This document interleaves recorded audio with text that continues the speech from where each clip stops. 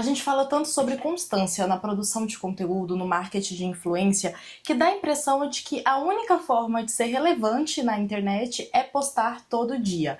Mas existem outros caminhos também, é sobre isso que a gente vai discutir aqui hoje. Existe um conceito no marketing de conteúdo, na verdade, mais como uma vertente na produção de conteúdo, que é focada em um conteúdo mais profundo, perene, que a gente conhece por slow content. Quando a gente fala de criar mais devagar, a gente está falando não em quantidade, o foco não está no volume de publicações, a gente está falando em um ritmo diferente de entrega. E a ideia é super simples, a gente está falando de criar um material com mais intenção, mais profundidade, gerando mais conexão com quem vai receber esse conteúdo, com quem vai assistir a gente. E é um conteúdo que ele não está competindo pelo clique mais rápido, ele conquista pela relevância. E nem sempre ele vai atingir o seu pico de visualizações, de alcance, logo após o seu momento de publicação. Ele vai continuar sendo procurado, sendo alimentado e sendo relevante conforme o tempo passa. Então, sabe aquele post que você salvou para ver depois, aquele vídeo que te fez refletir sobre algo que você ainda não tinha pensado antes?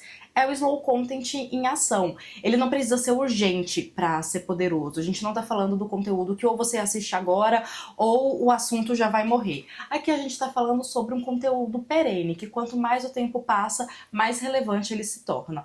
E o que diferencia esse tipo de conteúdo na prática? A primeira coisa é o que a gente comentou da atemporalidade. É isso que quer dizer um conteúdo perene, um conteúdo evergreen. Eu faço um vídeo hoje e ele pode ser encontrado, compartilhado, visualizado daqui 1, 2 anos, que ele vai continuar tendo o seu valor, ele não é datado. A pergunta principal não é como que eu faço mais pessoas clicarem no meu conteúdo, mas o que essa pessoa vai levar depois de consumir. Ela vai prestar atenção, ela vai ficar pensando sobre o meu conteúdo, eu vou criar com mais intenção. Acho que é o grande ponto do slow content por aqui. Por exemplo, esse formato de conteúdo, ele respeita muito a atenção de quem está acompanhando, porque ele tem uma razão de existir e o público sente isso. E por outro lado, ele respeita também muito o ritmo do criador. Às vezes o criador ele não consegue ficar publicando ali todos os dias conteúdo sem parar, mas ele consegue parar, fazer um conteúdo mais aprofundado, ele elabora um conteúdo que é mais longo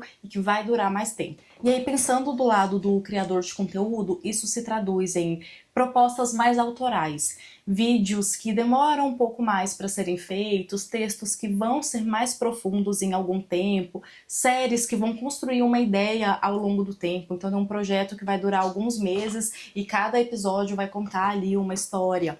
E um criador que eu gosto muito para exemplificar o slow content é o Matheus Hilty.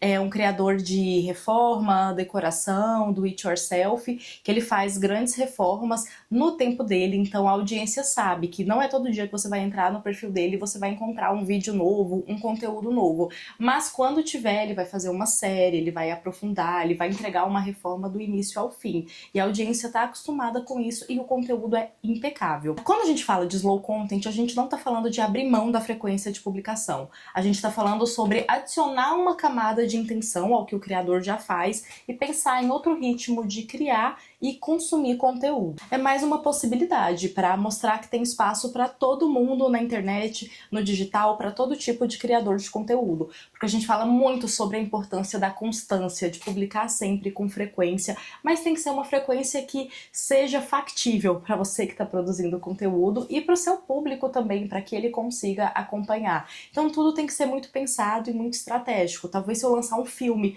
todos os dias, a minha audiência não consiga assistir, mas se eu lançar todos os dias um conteúdo mais curto, a minha audiência já consiga assistir, e aí uma vez por mês eu lanço um documentário, não sei, foi só um exemplo aqui para mostrar que não tem um caminho ou outro caminho mais apropriado, um caminho correto para produzir conteúdo.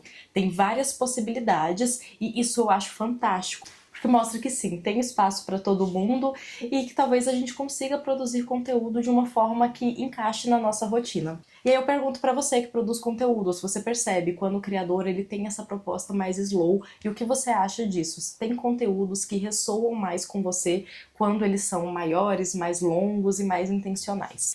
Eu sou a Keloane, mestre em comportamento do consumidor, publicitária e falo de marketing de conteúdo, comportamento do consumidor, marketing de influência geral e a nossa relação com a internet. E para mais vídeos sobre esses assuntos é só se inscrever no meu perfil. Tchau!